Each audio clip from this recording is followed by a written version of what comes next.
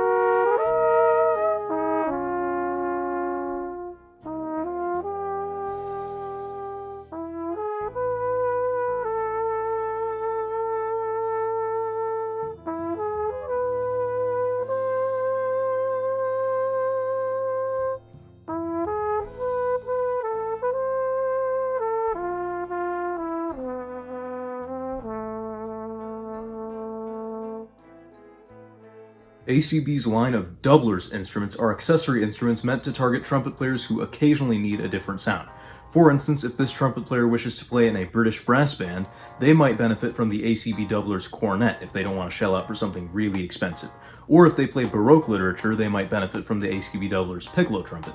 In this case, a lot of jazz and brass band players will benefit from the ACB Doublers Flugelhorn, once again if they do not wish to shell out for something really expensive. These instruments are built to ACB specifications in China, then imported by ACB and tested and modified and optimized at their shop. This is the reason the Doublers line has a sort of allure to it, because this process means that they are much cheaper than a lot of other stuff on the market. This is not to say, however, that these ACB Doublers instruments are not built to rigorous quality standards, because again, at the ACB shop, a lot of quality testing happens with every single instrument. They're all optimized and made sure that they play to a certain standard, and Trent Austin himself, of Austin Custom Brass, test plays each and every one to give it his own seal of approval, if you will. My doubler was made in mid-2020. It is the second most recent generation or iteration of the doubler Flugelhorn. There were several other generations that preceded it. This generation was started in, I think, late 2019, and it is the first generation of doublers to be based on a French-designed Flugelhorn, the Couesnon. Now, the Couesnon company is responsible for a legendary flugelhorn known for its dark, smoky, and attractive sound, and the ACB seeks to emulate the Couesnon on a budget. Now let's talk about some of the features of the ACB Doubler Flugelhorn. Like most flugelhorns, it has a tunable lead pipe where you unscrew this screw here and pull the lead pipe out to your liking in order to flatten or sharpen the pitch. This lead pipe has a large Morse taper mouthpiece receiver. This means it fits mouthpieces by Yamaha, Schilke, and Denis Wick, given that the Wick mouthpiece is an FL series, not an F series. These quick and quiet valves are made from Monel and are bottom sprung. That means the spring is dropped into the bottom of the piston casing rather than being housed up at the top of the valve. And speaking of the valves, we measure the bore of a brass instrument at the valve section. And in this case, what makes it a French bore is the fact that it is 0.413 inches in diameter. diameter. That is quite small, even by flugelhorn standards, and it is reputed to give the flugelhorn a dark and smoky sound, similar to Couesnon and other French flugelhorns. On the other side of the valves here, we have a third slide trigger, which you activate with your left hand in order to flatten third valve notes as you please. You may also happen to notice that the outer slide tubes, including the lead pipe outer tube, are all nickel silver. Then, coming out of the valve section, we have a solid copper bell branch, which provides some extra durability in case you're blowing cookie and cracker crumbs down your instrument. And then as we get past the bell bow over to the actual bell of the instrument, it is not quite 100% copper, but ACB reports that it is mostly copper, similar to a type of brass called gold brass, which as you might see actually has a little bit of a darker gold tint to it than the standard yellow brass you see on the rest of the instrument. This bell flare is 6 inches in diameter, again in keeping with typical French flugelhorn designs, and the bell has the Austin Custom Brass logo engraved on it. The ACB Doublers flugelhorn is characterized by a very easy feel throughout its range. It's got a very solid low and middle ground, and in fact those lowest few notes are a lot better than A, some older flugelhorns I've played, and B, some cheaper, newer flugelhorns. By all accounts, this is a cheap, new flugelhorn, but its low register is very big and present and easy to access.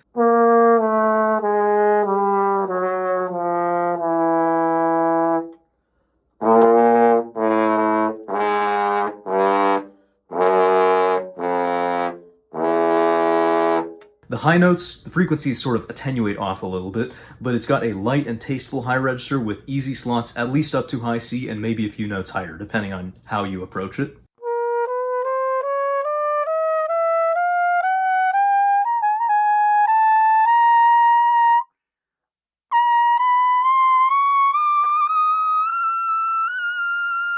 Something else I like about the doubler is it's got a very strong, softer side to the sound. It's got a quick response where the notes don't tend to fuzz out on you as long as you know how to control the instrument. Speaking of control though, it can be hard to control in the louder dynamics. This is the case for a lot of flugelhorns, except for some that are built with bigger bores at the valve section like the Getzen Eterna, but some of those get a bad reputation sound-wise, and they can be harder to corral into that typical flugelhorn sound because of that big bore as opposed to the small French bore on the doubler. Now the big gripe that I have with the doubler is its intonation. This is the only real way in which it has given me trouble over the years. The typical quirks exist on the instrument, such as the G partial on both octaves being a little bit sharp, and the E partial up at the top of the staff but not over it being pretty flat as usual, but the problem is we also have a few idiosyncrasies, if you will. The bookends of the staff, which are low E and higher F, are both extremely sharp on conventional fingerings. I'll demo some alternate fingerings that you'll hear are more in tune but are really just a little bit goofy.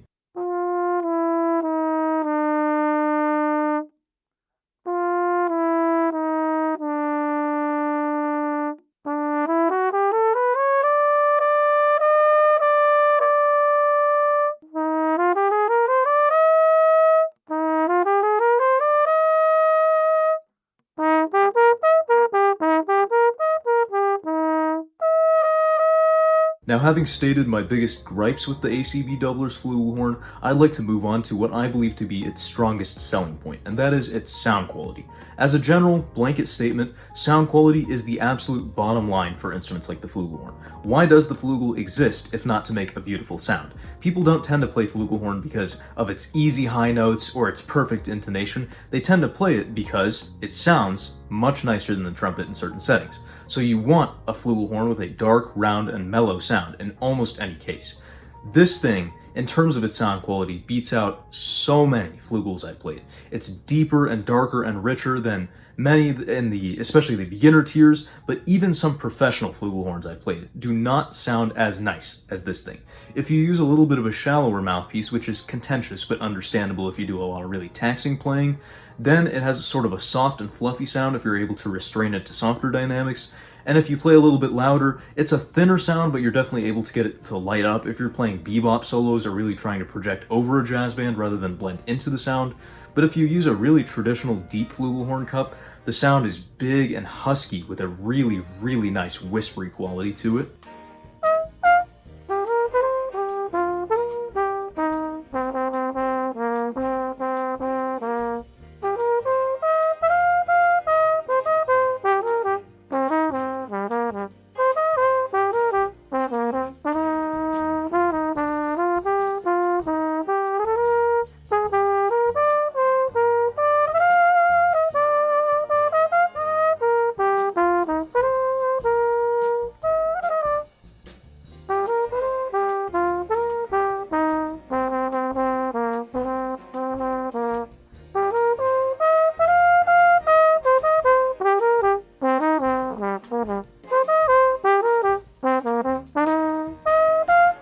In most online forums, if you seek recommendations for a good starter flugelhorn, you're going to hear a lot of resounding votes for the ACB.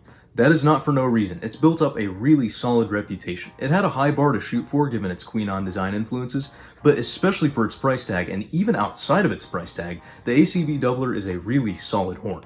Its sound quality is definitely very Couesnon-esque. I think that small French bore and the extra copper spread throughout the bell branch and the actual bell section of the instrument really do help to channel that golden, sweet, honey-like traditional French sound quality. Now, Couesnon flugelhorns specifically, and especially the older ones, are notorious for being very difficult to play. A lot of players actually report that their ACB plays easier than a traditional Couesnon, and that makes it a little bit more similar in terms of playability to a modern Yamaha flugelhorn, such as the 8310 or 8315 models, which are actually Bobby Shure models. And if you recall, Bobby Shure used Couesnon to design his new flugelhorns, which he designed because he wanted something that wasn't as pitchy and stuffy as his Couesnon. If you are a school-age player, a first-timer on the flugelhorn, or someone who wants to practice the flugelhorn but doesn't perform on it often, the ACB is definitely for you.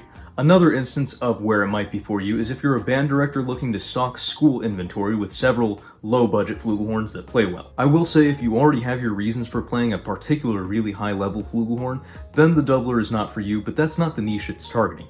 The Doubler is meant for players who just double on flugelhorn occasionally or are just getting started out with it. And in that niche, I think it does a really, really great job.